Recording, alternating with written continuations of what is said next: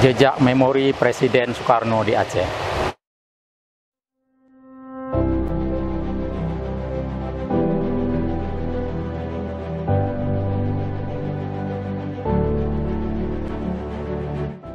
Di sini, tempat kita berdiri di sini, yang sekarang menjadi lapangan golf di Lu'unga ini sebenarnya adalah situs yang sangat bersejarah itu. Disinilah dulunya tahun 1948, tepatnya tanggal 15 Juni, itu Presiden RI pertama, Soekarno itu mendarat di pada saat mendarat di Aceh itu di lapangan terbang ini. Gitu. Nah, beliau ditunggu oleh banyak masyarakat Aceh yang menunggu kedatangan beliau ke Aceh. Beliau datang ke Aceh pada saat itu dalam rangka memompa semangat perjuangan rakyat Aceh untuk terus membantu rakyat Indonesia.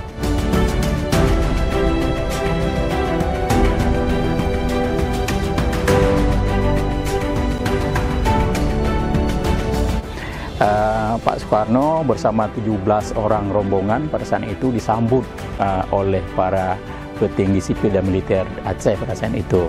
Yang pertama adalah Residen Tengku Daud Shah, kemudian juga Gubernur Militer Aceh, Langkat dan Tanah Karo Tengku Muhammad Daud Bre, dan para petinggi sipil dan militer lainnya itu. Jadi kenapa dia mendarat di sini? Karena pada saat itu di Aceh sebenarnya ada dua lapangan terbang. Di samping lapangan terbang Lu'unga ini juga ada lapangan terbang di Belang Bintang.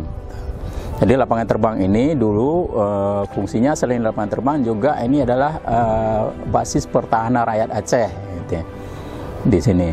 Kenapa di basis pertahanan rakyat Aceh? Karena di seberang sana itu ada Pulau Weh Sabang yang sudah dikuasai oleh Sekutu dan kemudian Belanda sejak awal tahun 1945. Pulau Weh itu menjadi basis pertahanan Angkatan Laut Belanda itu, yang mencoba untuk mendarat ke Aceh kembali.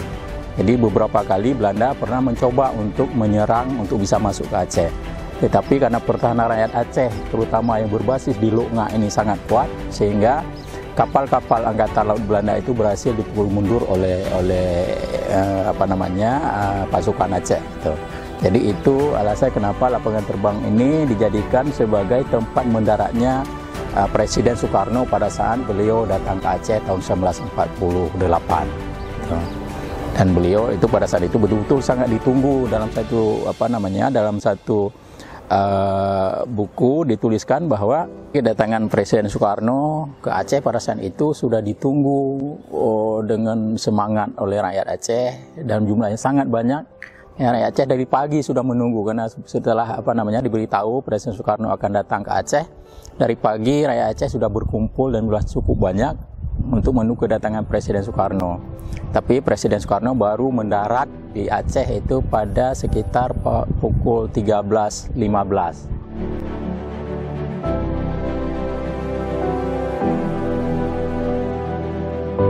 Setelah mendarat di sini, di lapangan terbang ini, rombongan Pak Insinyur Soekarno, Presiden Republik Indonesia pada itu, kemudian langsung menuju ke Kutaraja, ke Banda Aceh.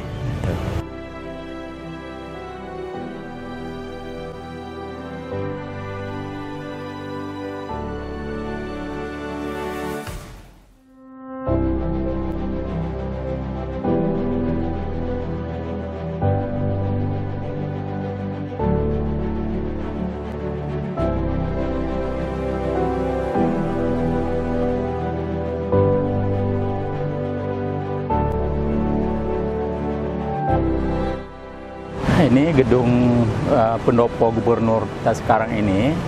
Disinilah tempat Presiden Soekarno setelah mendarat di lapangan udara Lu'unga, kemudian bersama rombongan Presiden Soekarno itu dijamu makan siang oleh para pemimpin Aceh di sini.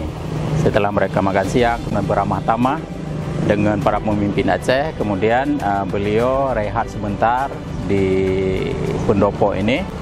Kemudian setelah itu baru beliau pergi ke pada saat hari sudah agak sedikit sore, rombongan gubernur pergi ke gedung bioskop Garuda untuk memberi semacam kursus politik bagi para pemuda dan pemudi Aceh pada saat itu. Jadi rombongan Presiden Soekarno yang terdiri 17 orang itu termasuk Menteri Dalam Negeri Dr. Sukiman, kemudian Ketua Dewan Pertimbangan Agung Pak Suryo, dan juga Panglima TNI untuk Divisi Sumatera itu Mayor Jenderal Sunario, dan 17 orang lainnya itu. Jadi setelah kembali lagi setelah beliau makan siang beramah tamah dengan para pemimpin Aceh, baik pemimpin sipil dan militer, karena pada saat itu gedung ini juga berfungsi sebagai pendopo untuk Residen Aceh gitu. Jadi kemudian setelah rehat baru beliau rombongan itu pergi ke gedung bioskop Garuda untuk memberi kursus politik dalam rangka juga memompa semangat perjuangan rakyat Aceh untuk bersama mendukung proklamasi kemerdekaan Indonesia, untuk menghidup semangat proklamasi.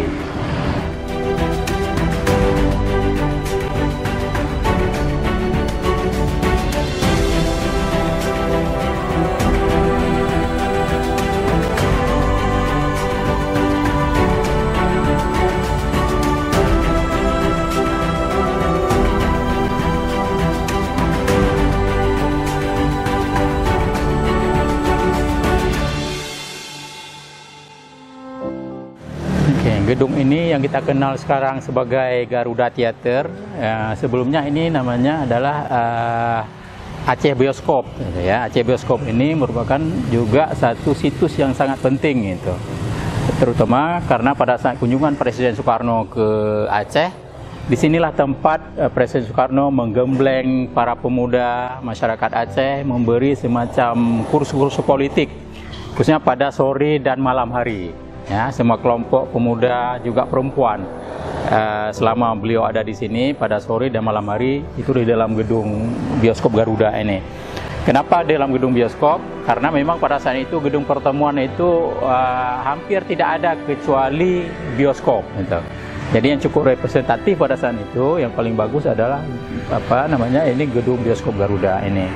Karena bioskop Garuda ini juga selalu dipakai sebelumnya oleh para pejuang Aceh untuk melakukan rapat-rapat menyusun strategi perjuangan dalam mempertahankan wilayah Aceh dari kembalinya Belanda ke Aceh.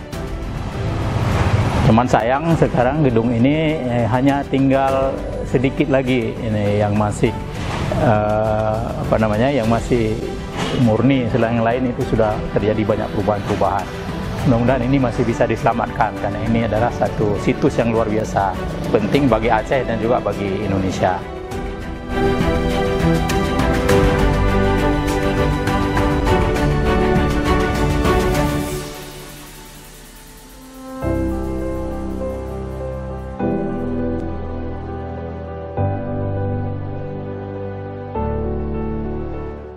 Ini lapangan Belang Padang ini lapangan yang cukup bersejarah bagi rakyat Aceh dan juga bagi Republik Indonesia. Kenapa bersejarah? Bahwa di lapangan Belang Padang inilah pada tanggal 16 Juni 1948, disinilah Presiden Soekarno berpidato membagikan semangat rakyat Aceh untuk tetap membantu Republik Indonesia untuk mempertahankan proklamasi. Jadi prosesnya setelah beliau menginap semalam di Hotel Aceh, kemudian paginya tanggal 16 Juni 1948, Presiden Soekarno paginya melakukan pemeriksaan pasukan persenjataan yang dipamerkan pada saat itu untuk meyakinkan bahwa rakyat Aceh itu masih sangat mampu untuk mempertahankan Republik Indonesia. Kemudian setelah itu juga Presiden Soekarno melakukan defile pasukan. Selesai itu kemudian dilanjutkan dengan ceramah yang dilakukan oleh Soekarno. Dia berpidato untuk membagikan semangat rakyat Aceh. Pidato ini spesial bagi Soekarno. Kenapa spesial? Karena dia melihat bagaimana antusiasme rakyat Aceh yang berduyun-duyun datang ke lapangan Belang Padang ini, yang mulai dari pagi rakyat Aceh sudah mulai memenuhi stadion ini, lapangan Belang Padang ini, sehingga lapangan Belang Padang ini penuh dengan manusia. Kemanapun dilihat oleh Soekarno, ini semuanya lautan manusia. Sehingga Soekarno memberi nama rapat tersebut dengan Rapat Samudra. Kenapa Rapat Samudra? Karena melihat bahwa begitu bergelombang rakyat Aceh itu berduyun-duyun datang ke sini, laksana samudra yang luas itu. Jadi di sinilah Soekarno itu berpidato memaki rakyat Aceh. Yang intinya apa? Yang intinya yang pertama apa? Soekarno itu sangat yakin, ya, sangat yakin bahwa kalau rakyat Aceh ini tetap bersama Republik, bahwa kemerdekaan akan bisa dipertahankan. Kemudian yang kedua, intinya Soekarno mengajak rakyat Aceh supaya rakyat Aceh untuk selalu bersama Republik, bahwa rakyat di wilayah lain di Indonesia itu sangat berharap bahwa rakyat Aceh itu tetap bersama dengan Republik. Karena kalau kita bersatu, maka semuanya mungkin. Ya, jadi kemerdekaan itu akan tetap bisa dipertahankan. Itu. Jadi itulah inti dari pidato Soekarno untuk membagikan semangat rakyat Aceh untuk tetap berada di belakang Republik, mempertahankan kemerdekaan Republik Indonesia.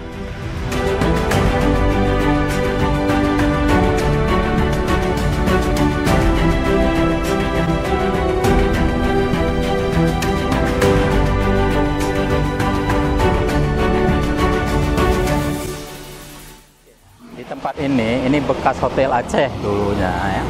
Tempat ini itu tempat yang juga sangat bersejarah bagi rakyat Aceh dan juga bagi Republik Indonesia. Kenapa bersejarah?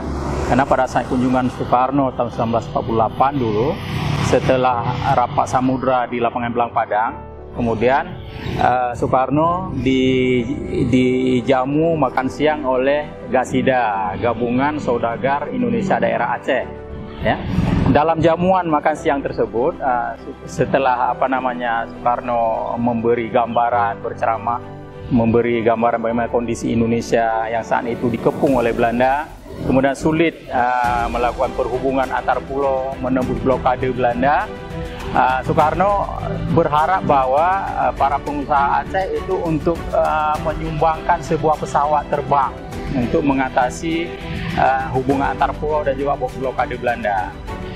Beliau berharap untuk para pengusaha Aceh itu untuk menyumbangkan sebuah pesawat Dakota yang kira-kira harganya pada saat itu adalah 120.000 Malaysian dollar atau lebih kurang 25 kg emas.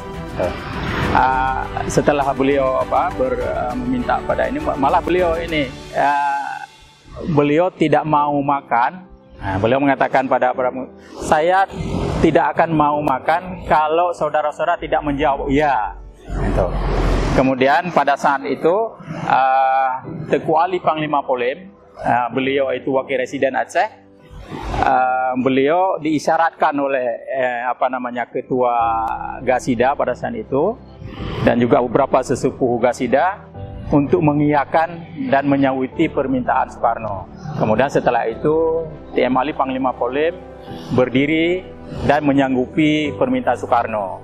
Artinya rakyat Aceh atau GASIDA pada saat itu akan membeli pesawat yang diminta oleh Soekarno. Jadi momen ini adalah momen yang sangat penting. Kemudian setelah itu dibentuklah panitia pemilihan pesawat yang diketuai juga oleh Teku Ali Panglima Polim. Yang menariknya lagi adalah proses pencarian dana itu hanya berlangsung 2 bulan saja.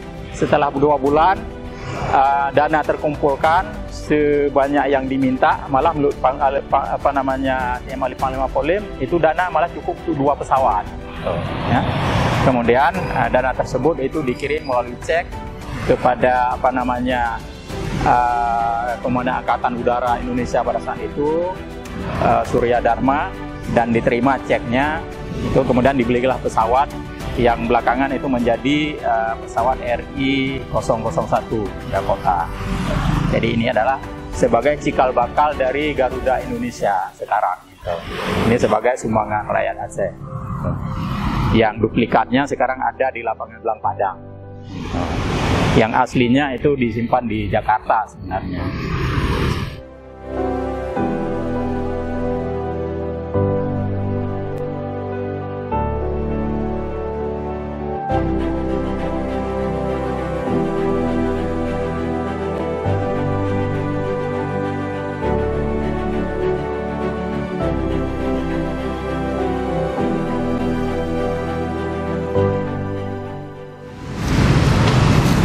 Inilah yang masih tersisa dari Hotel Aceh yang cukup bersejarah itu. Kita sayangkan itu, hotel tempat menginapnya Soekarno, tempat Soekarno mendapatkan jaminan pembelian pesawat oleh Gasida. Tapi apa boleh buat, hotel ini terbakar kemudian dibongkar dan inilah tinggal sisa-sisanya saja.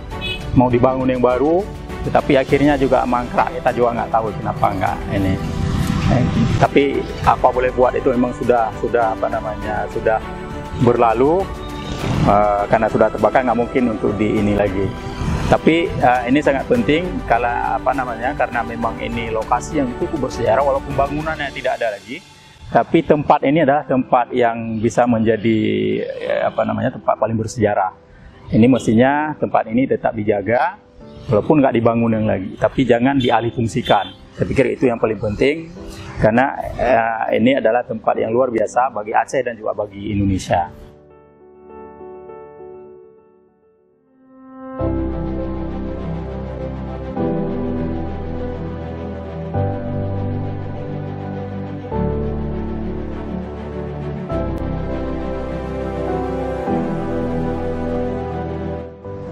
Jejak lain dari Soekarno di Aceh itu dia datang kembali setelah datang tahun 1948. Kemudian Presiden Soekarno datang kembali ke Aceh untuk kedua kalinya itu pada tahun 1959 pada saat peresmian Kota Pelajar Mahasiswa Darussalam Banda Aceh bersamaan dengan pembukaan Fakultas Ekonomi sebagai fakultas pertama yang sekarang menjadi cikal bakal dari Universitas Syahkuala. Jadi pada saat pembukaan peresmian Kopelma Darussalam sekaligus pembukaan Selubung Tugu Kopelma Darussalam ini. Pada saat pembukaan Selubung Tugu ini Soekarno juga membuat tulisan yang sekarang itu menjadi prasasti itu Tekad Bulat ini.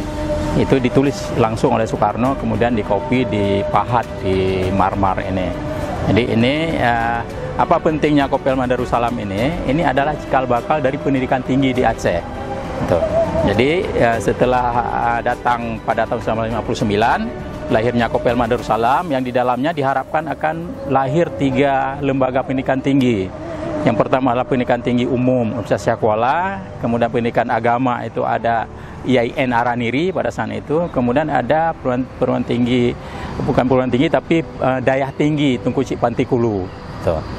Kemudian 2 tahun kemudian, 3 tahun tepatnya tahun 1962, keinginan Soekarno untuk melahirkan pada saat peresmian Kopelma Darussalam ini itu terrealisir dengan datang lagi beliau tahun 1962 untuk meresmikan Universitas Syahkuala.